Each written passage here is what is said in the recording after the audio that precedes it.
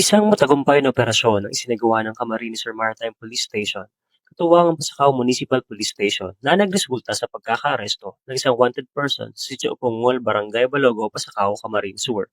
Ang pag-aresto ay isinagawa sa bisa ng warrant of arrest dahil sa paglabag sa National Building Code of the Philippines na docketed sa Criminal Case number 3006 na inisyu ng Municipal Trial Court 5th Judicial Region Pasacao, Camarines Sur na may nirekomendang piyansa na 12,000 piso. Ipinaalam sa naarestong individual ang dahilan ng kanyang pagka-aresto at ang kanyang mga karapatang konstitusyonal sa wikang lubos niyang nauunawaan. Dinala siya sa Camarines Sur Maritime Police Station para sa kaukulang dokumentasyon at tamang disposisyon. Patuloy na ginagampanan ng PNP Maritime Group ang mandato nitong tiyakin ng kapayapaan, kaayusan at seguridad sa mga komunidad alinsunod sa programang Bagong PNP para sa Bagong Pilipinas. Serbisyong mabilis, tapat at nararamdaman.